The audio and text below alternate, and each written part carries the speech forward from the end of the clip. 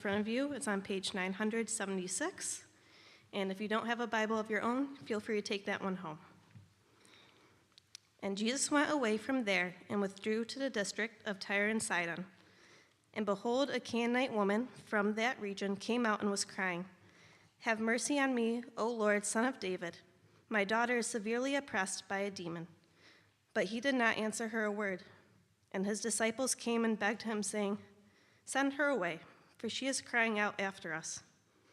He answered, "I was sent only to the lost sheep of the house of Israel." But she came and knelt before him, saying, "Lord, help me." And he answered, "It is not right to take the children's bread and throw it to the dogs." And she said, "Yes, Lord, yet even the dogs eat the crumbs that fall from their master's table." Then Jesus answered her, "O woman, great is your faith. Be it done for you as you desire." And her daughter was healed instantly. Jesus went on from there and walked beside the Sea of Galilee. And he went up on the mountain and sat there. And great crowds came to him, bringing them the lame, the blind, the crippled, the mute, and many others. And they put them at his feet, and he healed them. So that the crowd wondered when they saw the mute speaking, the crippled healthy, the lame walking, and the blind seeing, and they glorified the God of Israel. Then Jesus called his disciples to him and said, "I have compassion on the crowd, because they have been with me now 3 days and have nothing to eat. And I am unwilling to send them away hungry, lest they faint on the way." And the disciples said to him, "Where are we to get enough bread in such a desolate place to feed so great a crowd?" And Jesus said to them, "How many loaves do you have?" They said, 7 and a few small fish. And directing the crowd to sit down on the ground, he took the 7 loaves and the fish, and having given thanks, he broke them and gave them to the disciples, and the disciples gave them to the crowds. They all ate and were satisfied, and they took up 7 baskets full of the broken pieces left over. Those who ate were 4,000 men, besides women and children. And after sending away the crowds, he got into the boat and went to the region of Magadan.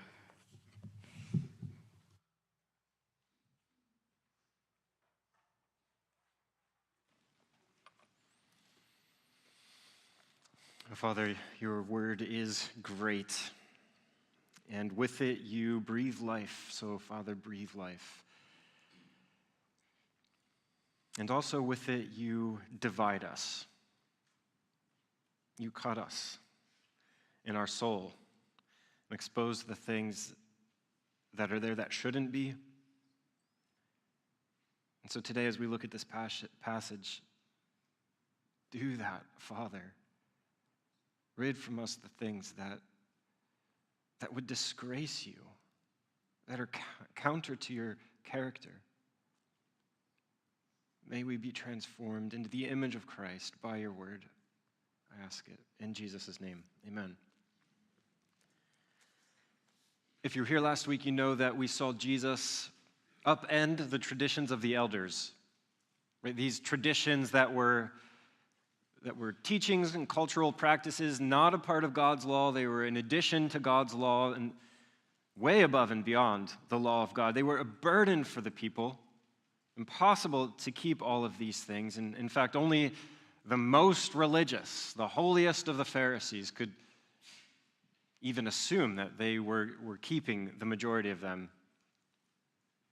And yet these traditions had embedded themselves in the Jewish identity, so that to be Jewish was to follow these traditions. And so Jesus was upending the traditions of the elders, and in so doing, he was actually transforming the way that the Jews looked at the law of God. He was transforming what relationship with God looked like. We saw this last week. The law of God prohibits Jews from eating certain foods. And then Jesus declares, it's not what goes into the mouth that defiles a person, but what comes out of the mouth that defiles a person. So thus there is nothing unclean about what you eat and what you drink. And to the Jews, this was an absolutely revolutionary idea. It should have transformed the way that they thought about relationship with God, but instead, for many, it just offended them. And they wanted to kill Jesus. But this revolutionary idea, not only did it break down the traditions on what it meant about what you can eat and drink, what it meant about honoring your father and mother, but it also began to break down the cultural barriers, the traditional barriers that separated Jews from Gentiles. It began to dissolve those things so that there is no barrier between Jew and Gentile. And if you don't know, Gentile is just the biblical way of saying not a Jew. So these barriers began to dissolve in the passage we looked at this week. And what Jesus is starting to do is to fling wide the doors of heaven for any who would come to him. It's not about what you eat, what you don't eat. It's not about your bloodline, Jew or Gentile. It's about me. Come to me. The me being Jesus, of course. So the chosen people of God, that idea is expanding. It's expanding to not just be the bloodline of Abraham, but to be a people from every tribe and tongue and nation gathered around the throne, worshiping the Lord of Lords and King of Kings for everlasting time. And that's what Jesus had come to do. That's, in fact, what the word had foretold, that he, the Messiah, this promised son of David, would come for the nations. And remember, David is the son of Jesse. So from a selection from Isaiah 11. There shall come forth a shoot from the stump of Jesse, and the Spirit of the Lord shall rest upon him, and his delight shall be in the fear of the Lord. This is talking about Jesus. He shall not judge by what his eyes see, or decide disputes by what his ears hear, but with righteousness he shall judge the poor, and decide with equity for the meek of the earth. And he shall strike the earth with the rod of his mouth, and with the breath of his lips he shall kill the wicked. The wolf shall lie down with the lamb, and the leopard shall lie down with the young goat, and the calf and the lion and the fattened calf together, and a little child shall lead them. The nursing child shall play over the hole of the cobra, and the weaned child shall put his hand in the adder's den. They shall not hurt or destroy in all my holy mountain, for the earth shall be full of the knowledge of the glory of the Lord as the waters cover the sea. In that day, the root of Jesse, who shall stand as a signal for the peoples, of him shall the nations inquire, and his resting place shall be glorious, and he will raise a signal for the nations. It's not what I was going to say, but where is that glorious resting place of the Messiah? Right here. Right here. Of him will the nations inquire. And he is a signal for the nations. So that's what we're going to see in this passage today, that Jesus is a signal for the nations. He's bringing together Jew and Gentile in a way that had never been conceived before Christ, at least not in fullness. And then we will see a Canaanite woman who is a brilliant example of faith for us. Let's dive in. Verse 21. And Jesus went away from there and withdrew to the district of Tyre and Sidon. He went away from there being Galilee, because that's where he just was. In the ESV, English Standard Version, which is what we read from here at Emmanuel, we see in verse 21 two phrases that indicate a departure. There's he went away and he withdrew. Went away means he's geographically leaving Galilee, going on to a different place, and withdrew indicates that Jesus is now leaving Jewish lands. He's going into Gentile territory now.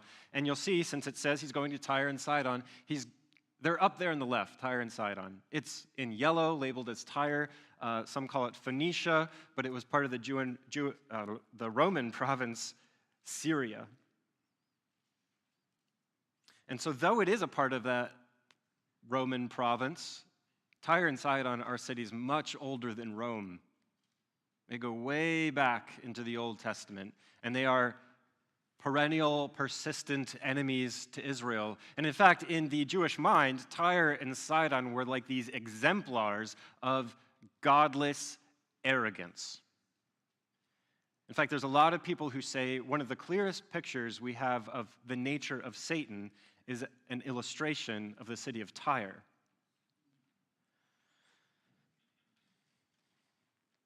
Tyre and Sidon. enemies of Israel, symbols of godless arrogance. Well, you actually might remember Tyre and Sidon from back in chapter 11 of Matthew. Do you remember when Jesus referenced these two cities?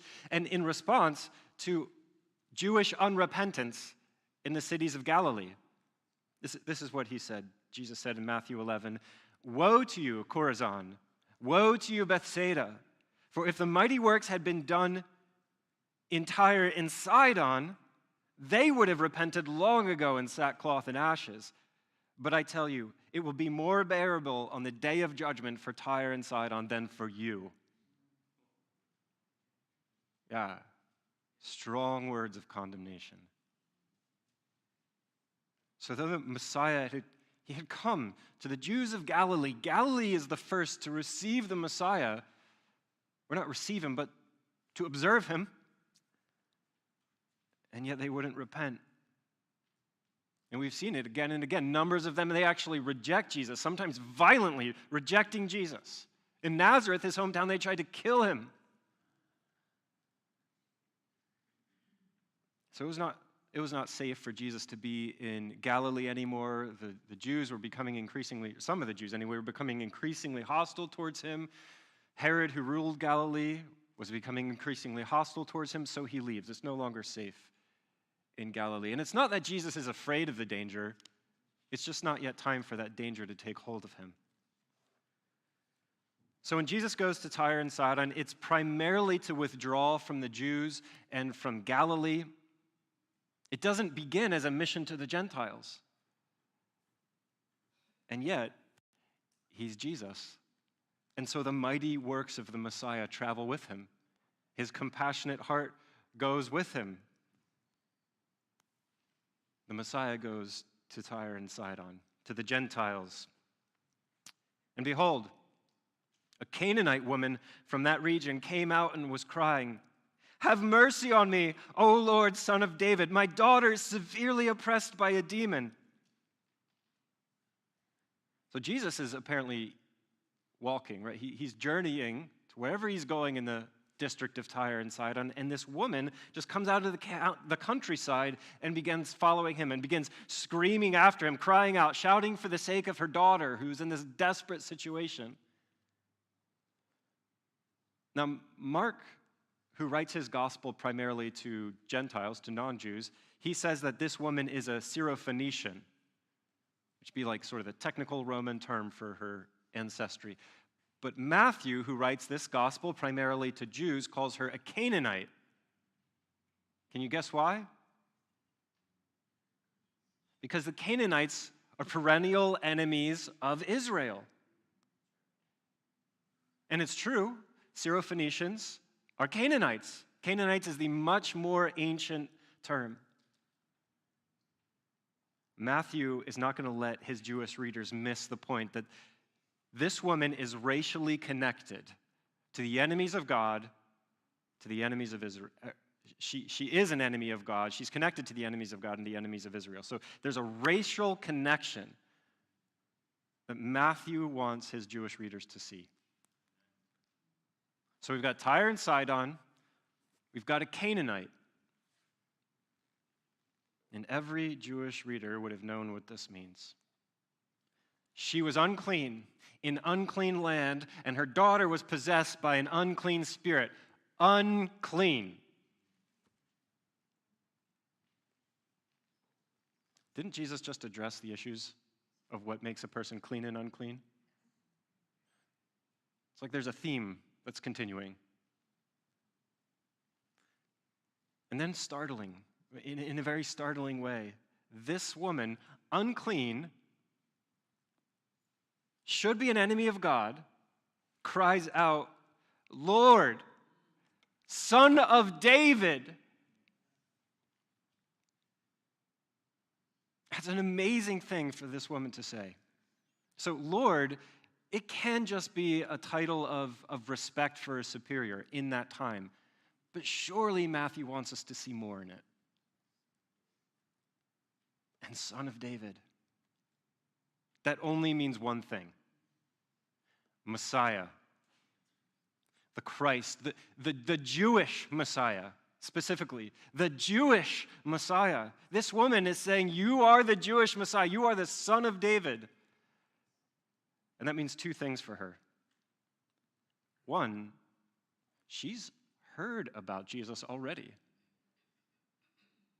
She knows who he is before he even gets there, which accords to what we already know from the Gospel of Matthew. Back in chapter 4, we read this. So Jesus' fame spread throughout Syria, and they brought him all the sick and those oppressed by demons, and he healed them. And great crowds followed him from Galilee and the Decapolis and from Jerusalem and Judea and beyond the Jordan. This woman has heard how Jesus has cast out demons and comes rushing up on him in the street.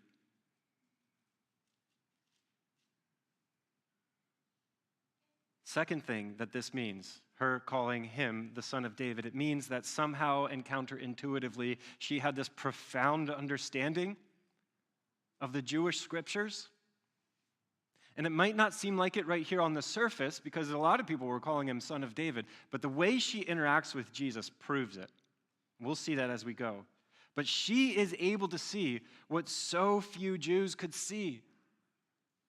That Jesus is the Messiah, that he is the Son of David, that his works and his teachings, they have evidenced it. This Canaanite woman, she understood more than what most Jews understood. And she has come to him with the condition of her pitiable daughter because she knows he is the only one who could do anything about it. Now, there is a whole lot I don't understand about this woman. I don't know her name. I don't know a lot. But I do know one thing. I do know this love for a daughter.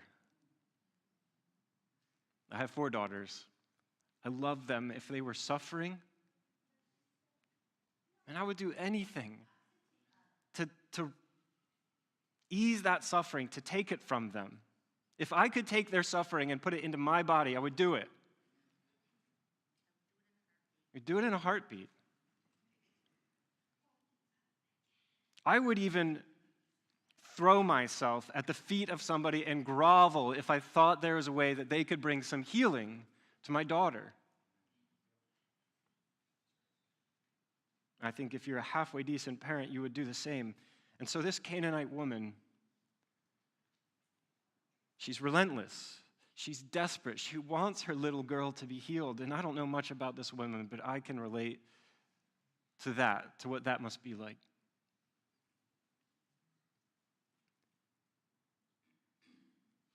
And Jesus ignores her. I mean, let that hit you. He ignores her. But he did not answer her a word. And his disciples came and begged him, saying, "Send her away, for she's crying out after us." We haven't seen anything like this in Matthew. A woman comes to Jesus and she's desperate and she's earnest. She's not presumptuous. And Jesus ignores her. He treats her with indifference. We've read so many times how back in Galilee, Jesus would heal anyone who comes to him. And crowds of people are coming to him, and he's staying up all night long healing and healing and healing. And he has compassion. He's moved with compassion. He heals. But that was back in Jewish lands. Now we're in Gentile territory. This is unclean land. And so Jesus is doing what anyone would expect from a Jewish religious leader. This was just the status quo for the Jewish religious leaders, to treat Gentiles with indifference at best. And sometimes, at worst, they would hurl verbal abuse at them. Jesus wasn't hurling verbal abuse, but he was ignoring her. In the Gospel of Mark, we read that wherever Jesus was going, he gets there. He enters a house.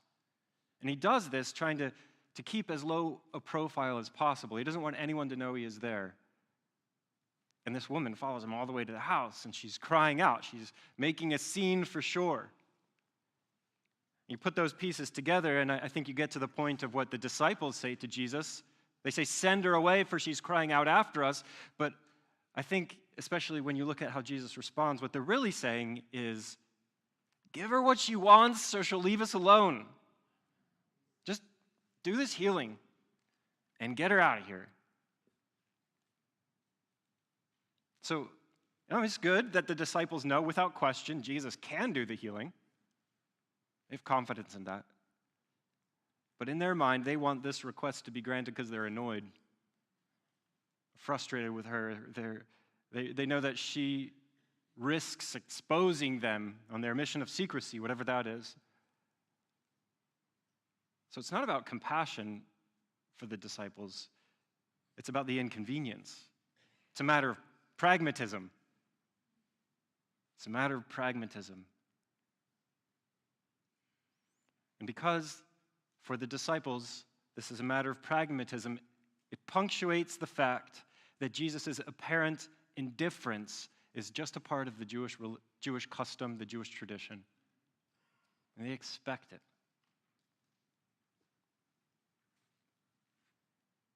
And Jesus answered, "I was sent only to the lost sheep of the house of Israel." So he's saying that to the disciples, but loud enough so that the woman can hear it.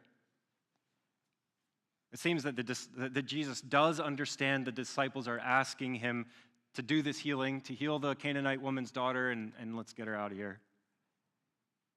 But Jesus effectively says, I didn't come for the Gentiles. I came for the Jews. Which means I'm not going to heal her. At least that's what it sounds like. And that shouldn't surprise us. Remember back in chapter 10, Jesus sends the disciples out to preach, to teach, even to cast out demons. And he says, only go to the Jews. Remember this? Matthew 10, verses 5 and 6. The 12 Jesus sent out, instructing them, "Go nowhere among the Gentiles and enter no town of the Samaritans, but go rather to the lost sheep of the house of Israel." Same words he's used here. So Jesus is acting like any Jewish religious leader would, indifferent and avoidant to the Gentiles. He's being consistent with the very things that he has said. He didn't allow the disciples to go to the Gentiles, neither will he go to the Gentiles.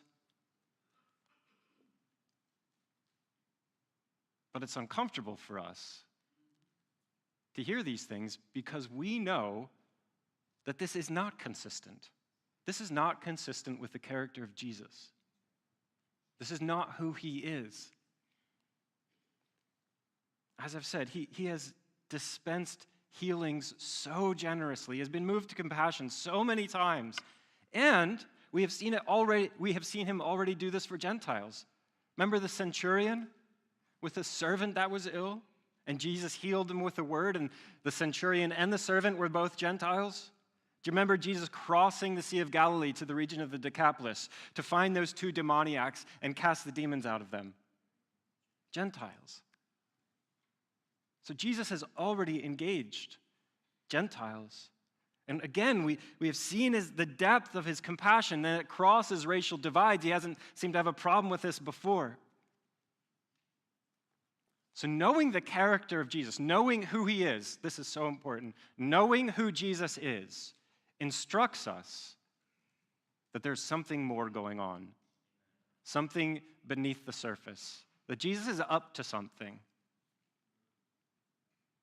And I think this woman knows that too. Because as we're going to very soon see, Jesus is bringing something to the surface that would not be seen otherwise. It's buried in the ground of this woman's soul, and Jesus is reaching in there, even if it's painful, and he's going to pull it out. And he's going to show all of us. Verse 25 says, "But she came and knelt before him, saying, 'Lord, help me.'" She's actually throwing herself at the feet of Jesus, hurling herself down. Again, she calls him Lord. Undoubtedly, she sees something in Jesus that's beyond seeing. She sees something beneath the words that are being said, beyond the words that are being said. And she says, help me. And now her plea is stripped down. You can hear it. It's more urgent. It's more desperate. Where else in all the earth can this woman go? Help me. You know when you're desperate, words begin to fail. And where else can any of us go but to the feet of Jesus? So even if convention, culture, the responses that she's been getting, even if all of these things are against her, still she presses in. She persists. She knows this place at the feet of the Son of David is exactly where I need to be. And he answered, it is not right to take the children's bread and throw it to the dogs. That's got to be one of the hardest things that Jesus says, especially when you dig into what he's really saying. But before we do that, we see words on a page in black and white, and none of that could possibly convey the tone of Jesus' voice, the expressions on his face. You know that something hard can be delivered in love, and it's disarmed, like the bitterness is taken out of it. We can only speculate how Jesus may have said it, but I don't think he said it like a self-righteous Pharisee.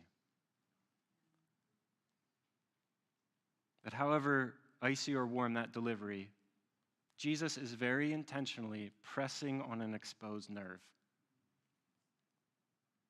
He calls the Jews children. And children have the right, they have the priority, they have the privilege, they have the love. It's their right to receive first. They should. They're the children. They should be fed before the dogs. And he calls the Gentiles dogs. Dogs were unclean animals.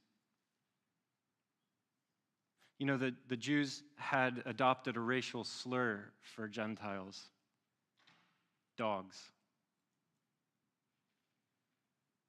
Jesus is using a racial slur. He doesn't use it directly, but the implication is there.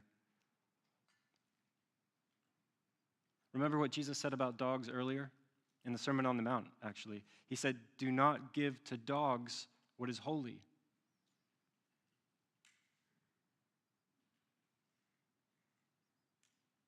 So you can see that whether the delivery was warm or cold, Jesus very clearly is pressing a racial nerve. And it dramatically increases the tension of this encounter, and I think you can feel that.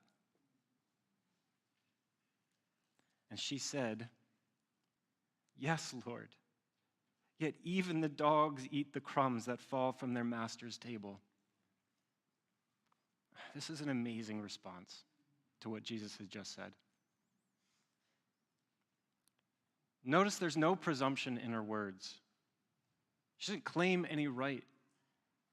In fact, she's admitting to her unworthiness. Yeah, I don't belong at the table. I don't have a right. I don't deserve anything. But you are the Messiah. That's the implication. She knows it.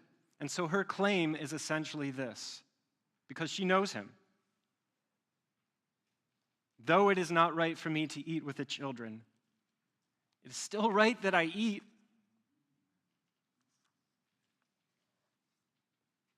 And in that moment, and I don't know if she realizes this or not, but what she is doing is bringing to the forefront God's plan for Israel's Messiah.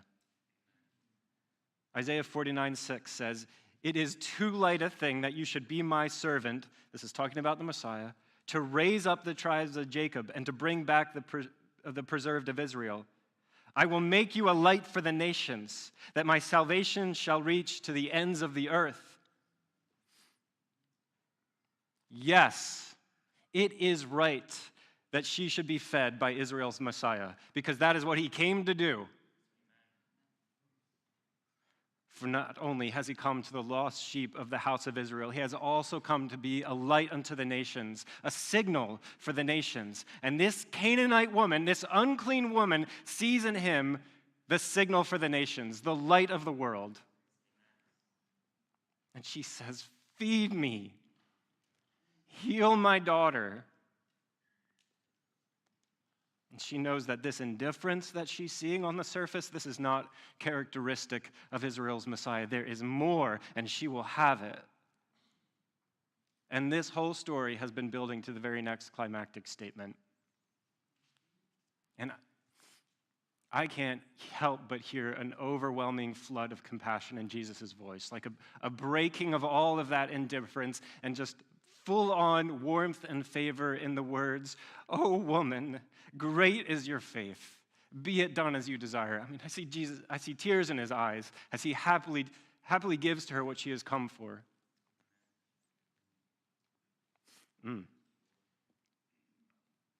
There are so many episodes where the Jewish religious leaders tried to defeat Jesus in an argument. We looked at some of those this morning in the class here. And they fail. They cannot defeat Jesus in an argument. But this woman does it. Though I think Jesus is wanting it to happen the whole time.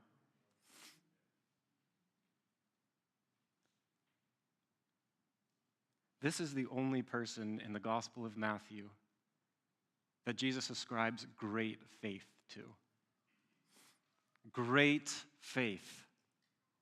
He's told the disciples a bunch of times that they have little faith. But this woman has great faith. And I think that the whole time, through that indifferent facade, through the hard things that have been said, what Jesus is doing is reaching into this woman's soul and pulling out the greatness of her faith. Look at it. How can these things be seen without resistance? The Canaanite woman, she followed Jesus. She threw herself at his feet in desperation. She knew his identity. She understood his heart and his purpose. She pressed in, even in the face of resistance. And as of yet, nobody in the Gospel of Matthew has done all of that. It is her. How remarkable that it comes from an unclean Gentile woman. And just as this woman believed Jesus could, he did. And immediately, her little girl is healed and restored to her, freed from bondage. And I can't imagine the worship that erupts from her in that moment, but we aren't told about it. So again, Jesus' hard response to her, his hard words, they're not to be cruel or to be harsh, but they're to draw out the faith. Maybe if you have felt, as you have come to God desperately asking for things and get no response, and it seems cruel and it seems harsh, maybe Jesus is doing something else. Maybe he's drawing out of you a greatness of faith. There's nowhere else that you need to be except at the feet of Jesus. Do not leave there. Do not leave there. And you know what's amazing? That Jesus takes this faith of this woman, and she exposes it. And the disciples see it. Do you know who else sees it? Every single reader of the Gospel of Matthew, literally billions of people, have seen the greatness of this woman's faith. And so what an incredible gift he gives her, not just to cast out the demon from her daughter, an amazing gift, but to show Christendom forever what greatness of faith looks like in this Canaanite woman, this dog.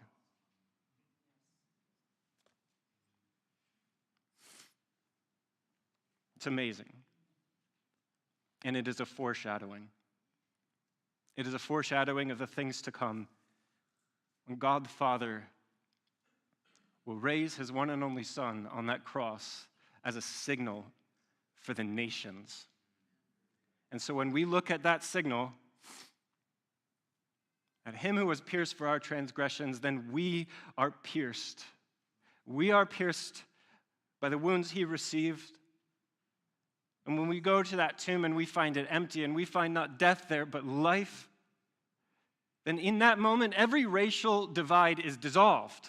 They do not matter one bit. What matters is Christ, is his blood, is his bloodline of faith. And so we come to him. We come to him whose blood was shed on our behalf, who makes the unclean clean, that we might be his and found in him. And all of that from something that just seems so difficult on the surface, so good to work through Scripture. Let's go into the next section, and we're going to see this theme continue. In verse 29, we read, Jesus went on from there and walked beside the Sea of Galilee. And he went up on the mountain and sat down there. And great crowds came to him, bringing with them the lame, the blind, the cripple, the mute, and many others. And they put them at his feet, and he healed them. So that the crowd wondered when they saw the mute speaking, and the cripple healthy, and the lame walking, and the blind seeing. And they glorified the God of Israel.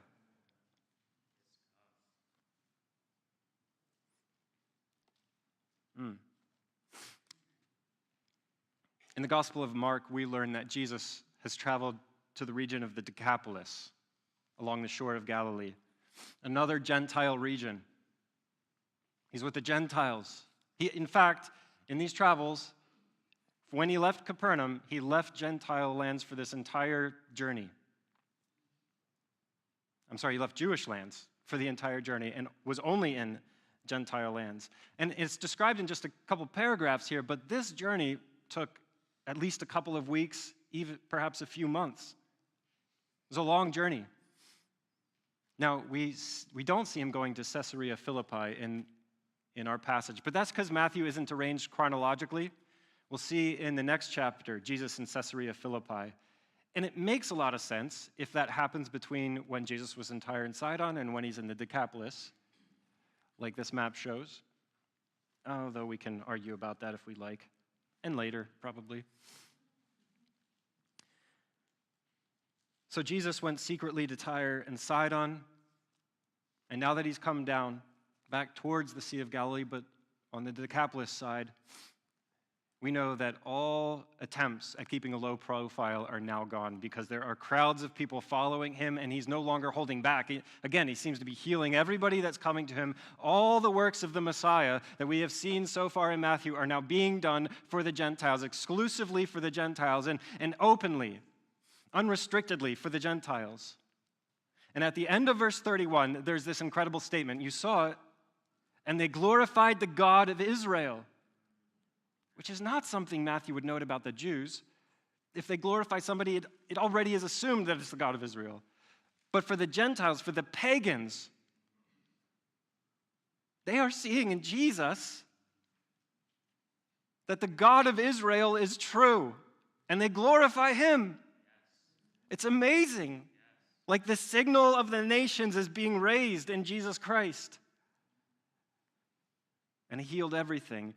Isaiah 11:10, again, in that day, the root of Jesse, who shall stand as a signal of the peoples, of him shall the nations inquire. And we're just getting the first tastes of it here in this passage. The power and provision God gave to the Jews, Jesus now lavishes upon the Gentiles that come to him.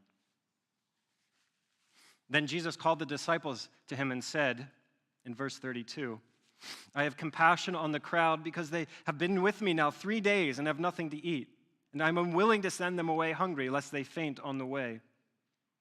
And the disciples said to him, where are we to get enough bread in such a desolate place to feed so great a crowd? And Jesus said to them, how many loaves do you have? They said 7 and a few small fish.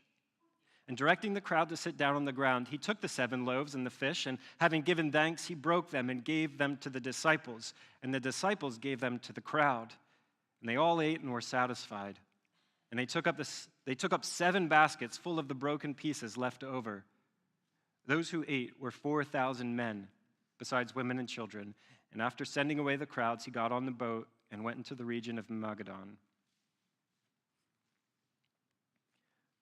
Well, you know that this account is very similar to the feeding of the 5,000. It's so similar that a lot of scholars say it's just the same thing that happened, and it's, slightly modified and told twice.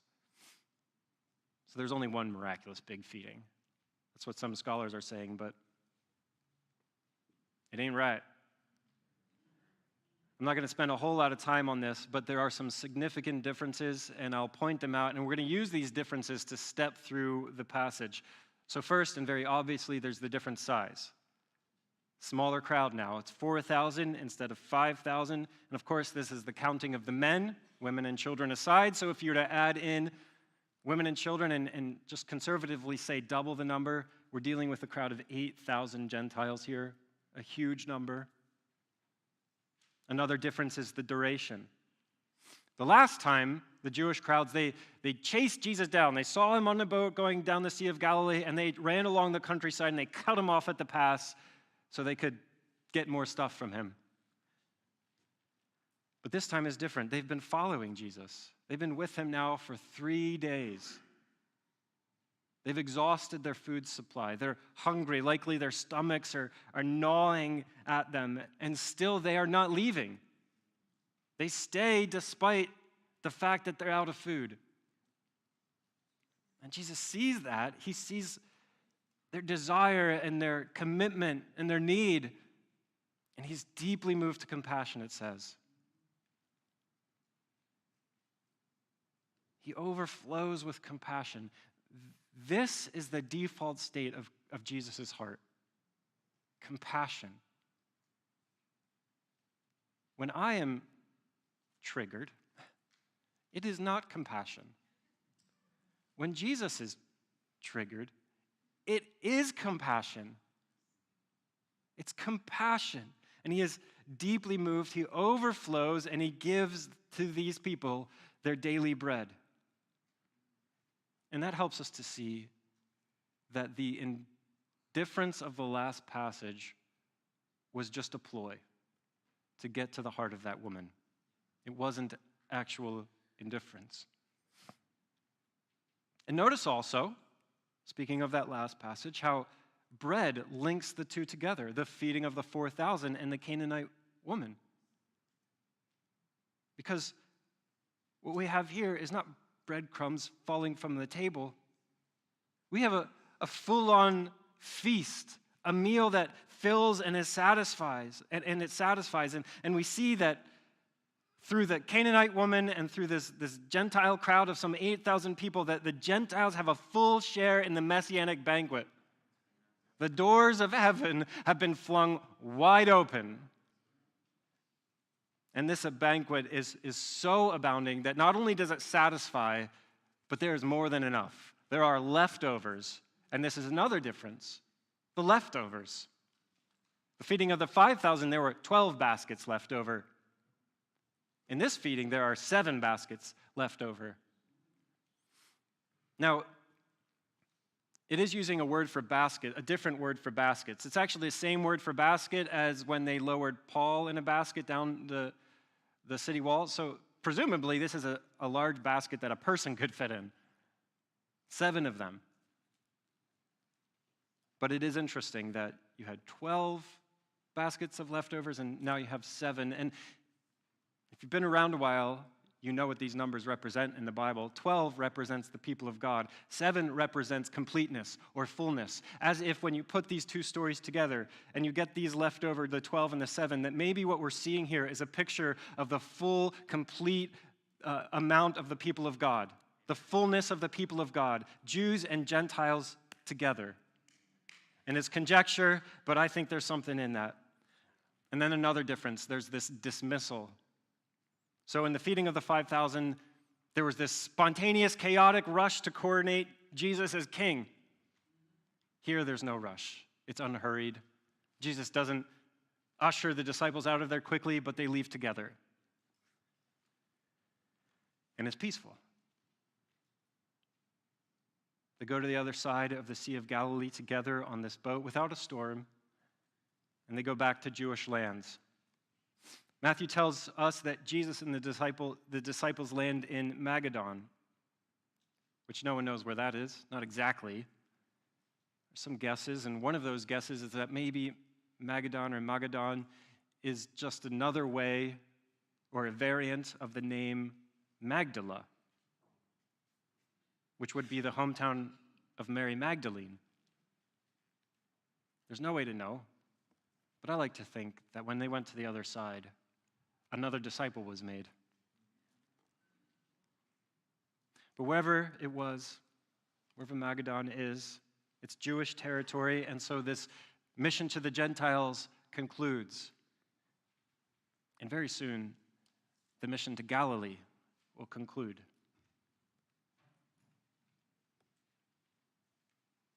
And through this little mission to the Gentiles, well, it could have been months, Jesus upends again what it means to be clean and unclean. It's not what goes into the mouth that defiles a person. It's what comes out of the mouth that defiles a person. It's not your bloodline or your race that makes a person clean. It's faith in Jesus Christ that makes a person clean. And so racism is unclean. Racism is disgusting. It is abhorrent. For on that cross, Jesus gave his life as a signal for the nations, from every people to be gathered to him, every tribe, tongue, and language. And so, disciples of great faith, we give our lives as he gave his life to bring in that diverse number.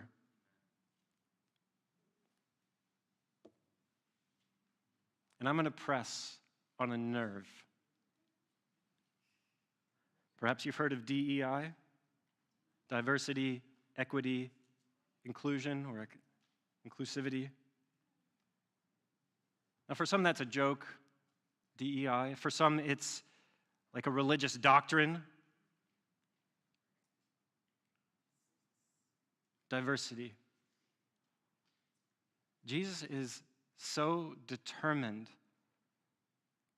that his people will be diverse that he dies on a cross so he could be raised as a signal for the nations. Equity, from lowest to highest, poorest to richest.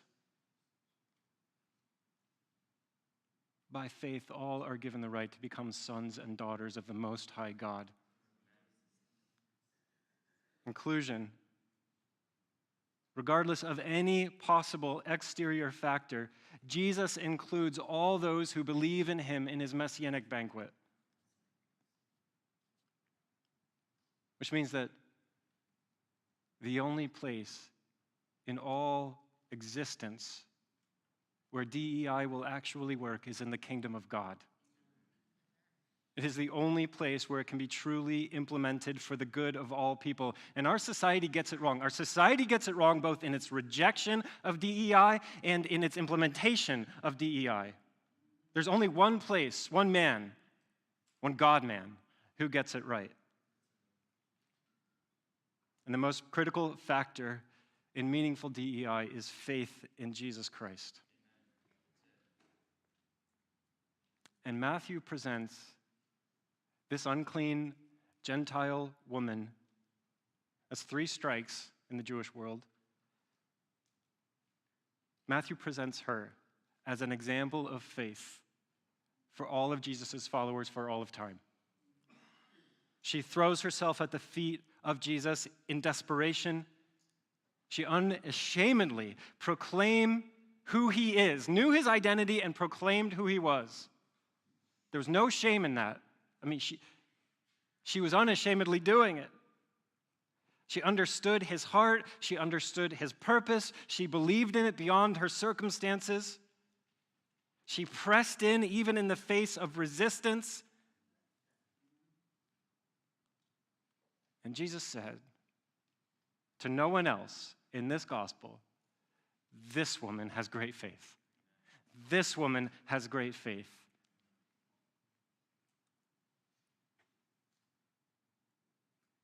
What kind of faith do you have? This is what great faith looks like.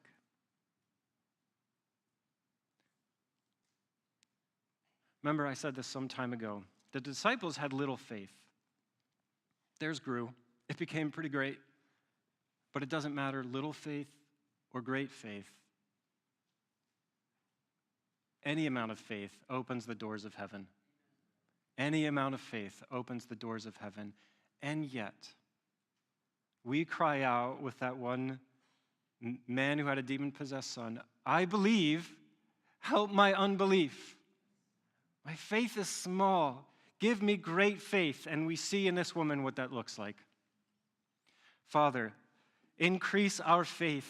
We want to be people of great faith, not floundering in little faith, but confidently following you, obeying you, proclaiming who you are, resting at your feet, pressing in even when circumstances are against us, believing. Father, help us. It is so easy to stand up here and preach about, and so hard to go out and live it. So easy to sit in a seat and hear it. So hard to go out and do it. So, Father, increase our faith. Help us to grow spiritually. You have called us sons and daughters, and we want to now live as your sons and daughters. I pray these things because of Jesus, because of his blood, because by faith he has brought us into that awesome bloodline. In Jesus' name, amen.